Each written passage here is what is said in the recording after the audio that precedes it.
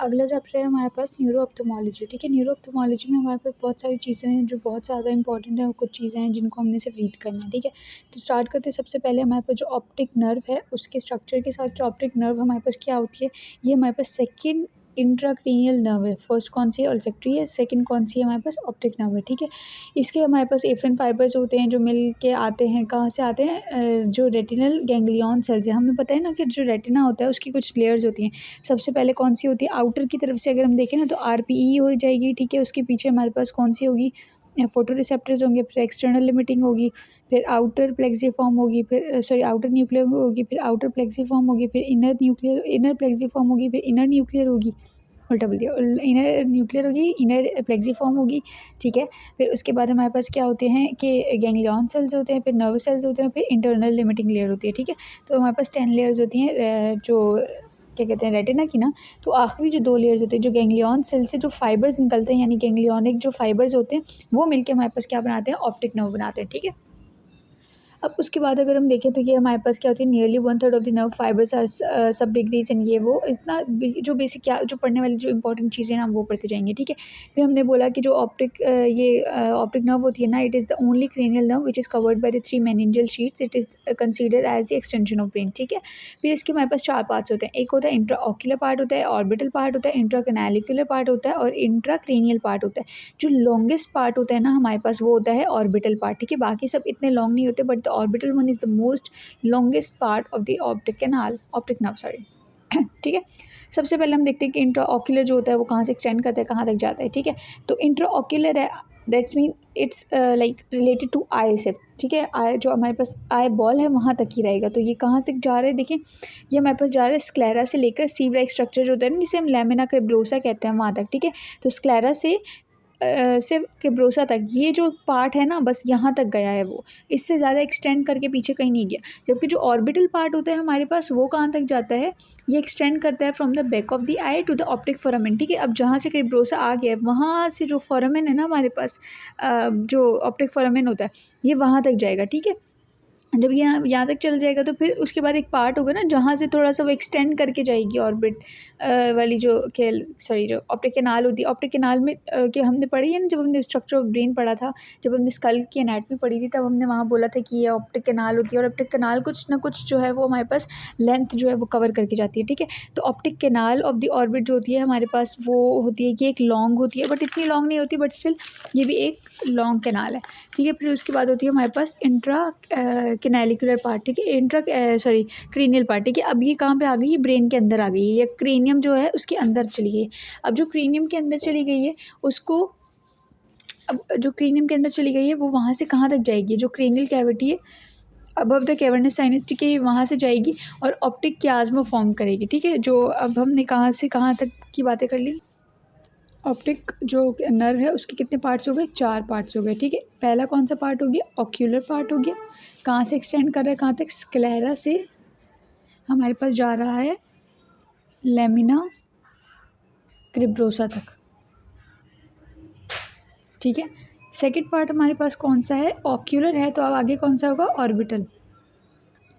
ठीक है, orbital part हमारे पास कहाँ से कहाँ तक जा रहा है, पीछे कहाँ तक आती है, हमने क्या बोला था, जो ऑप्टिक डिस्क आती है। ठीक है, ऑप्टिक डिस्क ही है ना, एक सेकेंड सॉरी, ऑप्टिक हाँ, जो हमारे पास बैक ऑफ द आई है। ठीक है, जो हमारे पास क्या है, बैक ऑफ द आई है, वहाँ से ये जा रहा है हमारे पास ऑप्टिक के फोरामेन तक। ठीक है, तो हमारे पास पहला पार्ट क्या हो गया, ऑक्यूलर हो गया, स्क्लेरा से जा रहा है लैमिना क्रिब्रोसा तक। सेकंड पार्ट तो हमारे पास हो गया ऑर्बिटल पार्ट हो गया, जो बैक ऑफ द आई से जा रहा है ऑप्टिक फोरामेन तक।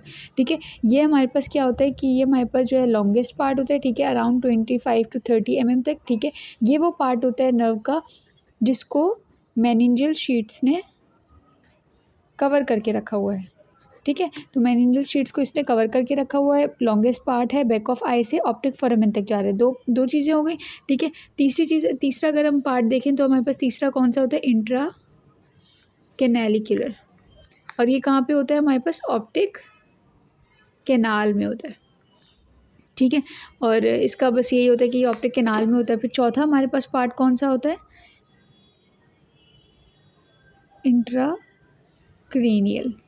ठीक है। और ये कहाँ पे जाता है, ये हमारे पास अबव दी कैवर्नस साइनस से कहाँ तक जाएगा, जो हमारे पास ऑप्टिक कियास्मा। ठीक है, तो कितने पार्ट्स हो गए, 4 पार्ट्स हो गए। ऑर्बिटल पार्ट, ऑक्यूलर पार्ट हो गया, ऑर्बिटल पार्ट हो गया, इंट्रा क्या कहते हैं कैनालिकुलर पार्ट हो गया और इंट्रा क्रेनियल पार्ट हो गया। बस यहाँ पे थोड़ा सा मैच करके पढ़ा है ताकि रिवाइज हो जाए। ठीक, फिर हमारे पास क्या होता है, अब उसके बाद हम इसकी ब्लड सप्लाई देखते हैं। ब्लड सप्लाई का भी बहुत आसान सा एक तरीका है कि हमारे पास ब्लड सप्लाई कैसी है। जैसे हमने क्या बोला, इसके 4 पार्ट्स होते हैं ना, intra ocular, intra orbital, intra canalicular और इंट्रा हमारे पास चौथा कौन सा हो गया बताओ, क्रेनियल। ठीक है, अब इसमें से जो है ना हमारे पास क्या होता है कि ये वाली जो पार्ट है, जो आई का जो आई वाला पार्ट है हमारे पास, ठीक है, ये अलग हो जाता है। ये एक्सटेंड कहाँ से कर रहा था, स्क्लेरा से लेके जा रहे थे हम इसको कहाँ तक, हमारे पास जो बैक ऑफ द आई थी, यानी कौन थे, लेमिना क्रिब्रोसा तक। ठीक है, फिर इंट्राक्रेनियल जो ऑक्यूलर पार्ट होता है ना, इसको हमारे पास कौन सप्लाई करता है, देखो पोस्टीरियर शॉर्ट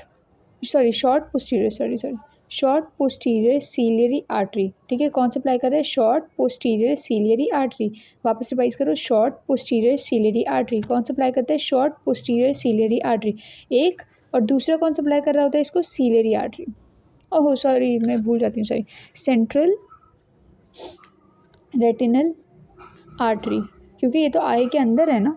ठीक है, और आई के अंदर हो भी ना हो तो भी ये हमने कितने सारे हेमरेजेस वगैरह पढ़े ना इसके, तो ये जो होती है हमारे पास इंट्रा ऑक्यूलर पार्ट को कौन सप्लाई करता है, शॉर्ट पोस्टीरियर सीलियरी आर्टरी, और जो सेकंड आर्टरी होती है वो कौन सी होती है, रेटिनल, सेंट्रल रेटिनल आर्टरी। ठीक है, अब ये जो 3 हमारे पास बच गए हैं ना, intra ocular part, intra orbital part, canalicular part और क्रेनियल पार्ट। ठीक है, इन तीनों को सप्लाई कौन करता है, एक तो हमारे पास कौन करती है, ये सेंट्रल रेटिनल आर्टरी। ठीक है, इसके अलावा हमें सुपीरियर हाइपोफिजियल आर्टरी, बस मैं बुक आप साथ खोल के रखिएगा, मैं सिर्फ याद कराने के लिए ऐसे बोल रही हूँ। ठीक है, तो हमारे पास क्या आता है, superior hypophyseal artery, central retinal artery, और उसके अलावा एक होती है हमारे पास ऑप्थेल्मिक आर्टरी।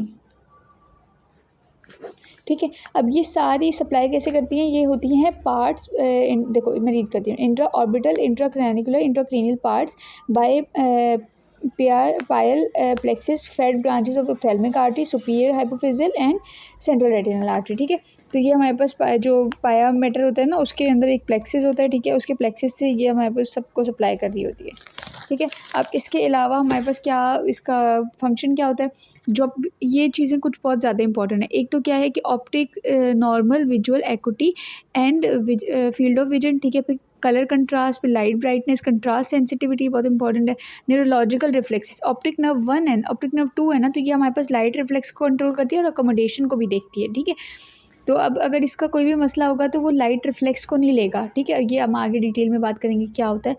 डिस्क में डिजीज़ क्या हो सकती है, कोई एडीमा हो सकता है डिस्क का, हमारे पास पेपिलो एडीमा हो सकता है, पूरी नर्व में कोई एडीमा हो गया है, ऑप्टिक न्यूराइटिस हो सकती है, नर्व में इन्फ्लेमेशन हो गई है कहीं पर भी, और न्यूरोपैथी हो सकती है, एट्रोफी हो सकती है नर्व की। ठीक है, सबसे पहले चीज़ हमारे पास क्या होती है, optic disc edema. Optic disc edema का मतलब है कि जो हमारी डिस्क है, पर्टिकुलरली जो हमारे पास डिस्क है ना, सिर्फ उसका एडीमा हो गया। ठीक है, अब इसको हम चोक्ड डिस्क भी कहते हैं, उसके अलावा हम इसे स्वेलन डिस्क भी कहते हैं, ऑप्टिक डिस्क एडीमा भी कहते हैं। ठीक है, ये क्या होता है, edema of the optic nerve head fibers. ठीक है, ऑप्टिक नर्व के हेड के जो फाइबर्स होते हैं ना हमारे पास, उनको एडीमा हो जाता है। ठीक है, अब आगे देखें तो हमारे पास क्या टाइप्स होती हैं, इसमें 2 तरह की टाइप्स होती हैं, एक पैसिव टाइप होती है, एक एक्टिव टाइप होती है। जो पैसिव टाइप होती है ना, ये डिस्क एडीमा होता है जो कि नॉन इन्फ्लेमेटरी होता है, क्योंकि जो है ना अच्छा, अब इसमें ना ऐसे याद करने वाली चीज़ नहीं है। अब हमारे पास ना 2 तरह की जो है ना ऑप्टिक डिस्क एडीमा 2 वजह से होता है। ठीक है, क्यों होगा, पहला होगा कि भाई कोई इन्फ्लेमेशन हुई है, कोई वायरस बैक्टीरिया या कोई भी ऐसी चीज़ें बॉडी में आ गई है जिसकी वजह से इन्फ्लेमेशन हो गई, और एक होगी नॉन इन्फ्लेमेटरी कॉज। ठीक है, अब जो नॉन इन्फ्लेमेटरी कॉज है हमारे पास, उसकी क्या कॉज हो सकती है, कोई भी सिस्टेमिक कंडीशन हो सकती है। ठीक है, ये हमारे पास जो है वो कोई इस्कीमिया हो सकता है, कोई हमारे पास परफ्यूजन में जो है ना, मतलब जो प्रेशर होता है उसमें चेंज हो सकता है। लेकिन कहाँ पे होगा, डिस्क कहाँ पे है हमारे पास, लैमिना क्रिब्रोसा के पास है। आई होप लैमिना क्रिब्रोसा आपको पता होगा कि वो कहाँ होता है, ठीक है। तो ये हमारे पास क्या हो गया, ये हमारे पास नॉन इन्फ्लेमेटरी कंडीशन हो गई। नॉन इन्फ्लेमेटरी कंडीशन में हमने क्या बोला, जहाँ इन्फ्लेमेशन तो नहीं है लेकिन पता नहीं क्यों फिर भी एडिमा हो रहा है। तो एडिमा फिर भी क्यों हो रहा है, कोई सिस्टेमिक कंडीशन है। अब वो सिस्टेमिक कंडीशन क्यों हो सकती है, कोई परफ्यूजन चेंज हो गई है, ठीक है। तो ये हो गई हमारे पास एक चीज़। फिर और इसको हम क्या कहेंगे, पैसिव डिस्क एडिमा, ठीक है, पैसिव डिस्क एडिमा कहेंगे इसको। जबकि जो एक्टिव डिस्क एडिमा है, अब अगर इसको मैं पढ़ूँ तो क्या होता है, active disc edema is the optic disc edema due to inflammation of the optic nerve head, जिसे हम पेपिलाइटिस भी कहते हैं। तो अब कंफ्यूज नहीं होना कि हम एडिमा को पेपिलाइटिस ही क्यों नहीं कह देते, क्योंकि एडिमा की तो दो टाइप्स होती हैं, पैसिव डिस्क भी और एक्टिव डिस्क भी। अब जो एक्टिव डिस्क है उसे सिर्फ पेपिलाइटिस कहते हैं और उसको हम फर्दर आगे पढ़ेंगे, ठीक है। एटियोलॉजी अगर देखें तो एक ही तरफ की नर्व का मसला है तो हम एक ही यूनिलेटरल कहेंगे। यूनिलेटरल स्वॉलन डिस्क होती है, कॉज बाय ऑक्यूलर, ऑर्बिटल और सिस्टेमिक कॉजेज, ठीक है।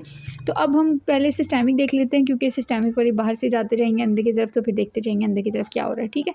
तो हमारे पास क्या होता है कि सिस्टेमिक कॉजेज में सबसे ज़्यादा कॉमन जो हमारे पास ऑप्टिक नर्व का मसला है ना, वो मल्टीपल स्क्लेरोसिस की वजह से हैं।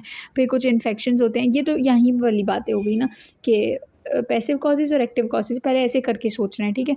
तो मल्टीपल स्क्लेरोसिस हो गया, उसने नर्व को डीमाइलिनेट कर दिया, अब नर्व से सिग्नल नहीं जा पा रहे, ठीक है। और इस वजह से जो है एडिमा हो गया है। फिर हमारे पास क्या होता है, वायरल, बैक्टीरियल, स्पायरोकीट्स वगैरह की वजह से इंट्राक्रेनियल जो प्रेशर होता है वो राइज हो गया है। Could be a cause of like space occupying lesion है, सूडो क्या होता है, स्यूडो कोई ट्यूमर है सेरेब्राई का, कोई ऑटोइम्यून कंडीशन है, कोई हमारे पास मेटास्टेसिस कंडीशन है, कोई वेस्कुलर कंडीशन है, ठीक है। टॉक्सीमिया ऑफ प्रेगनेंसी, ये कोई BCQ आया हुआ था एक जगह, ठीक है। तो ये हमारे पास सिस्टेमिक कॉजेज़ हो गई। फिर हमारे पास आती हैं ऑर्बिटल कॉजेज़, हम अंदर की तरफ जा रहे हैं, अब हम ऑर्बिट तक पहुंच गए जो हमारी बोनी स्ट्रक्चर है, ठीक है।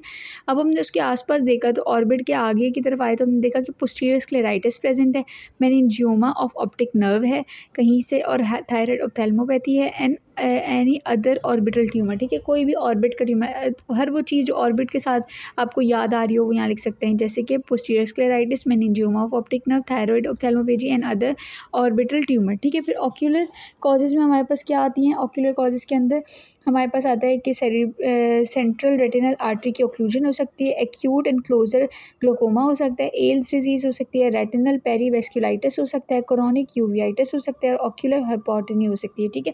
तो अब क्या क्या पढ़ लिया हमने पढ़ा ऑप्टिक जो डिस्क एडिमा होता है, ठीक है। ऑप्टिक डिस्क एडिमा को हम चोक्ड डिस्क भी कहते हैं, उसके अलावा हम oedema of the optic nerve head भी कहते हैं। इसकी दो तरह की टाइप्स होती हैं, पैसिव होती है, एक्टिव होती है। Passive non inflammatory, active inflammatory.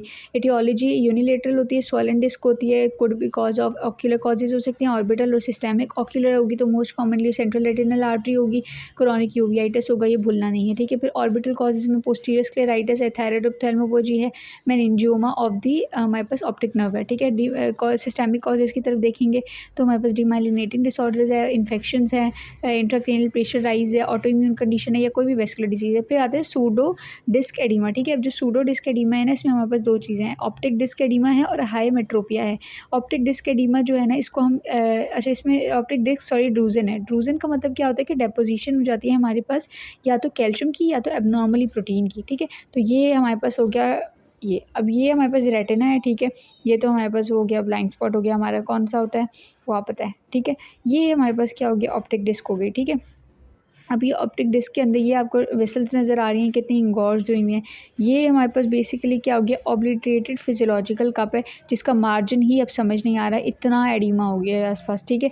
और देखें इसका जो डिस्क के मार्जिन है, जब भी एडिमा होगा हाइपरीमिक हो जाएगा तो हमारे पास उसके जो मार्जिन हो जाएंगे वो क्या हो जाएंगे, ऑब्लिटरेट हो जाएंगे या फिर इरेगुलर हो जाएंगे, जो मतलब मिक्स हो जाएंगे, डल हो जाएंगे, जो समझ नहीं आएंगे।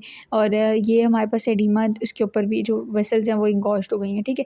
फिर आता है हमारे पास ऑप्टिक न्यूराइटिस, ठीक है। ऑप्टिक न्यूराइटिस क्या होता है, it is the inflammation of the optic nerve, it may occur anywhere in its course from the optic disc,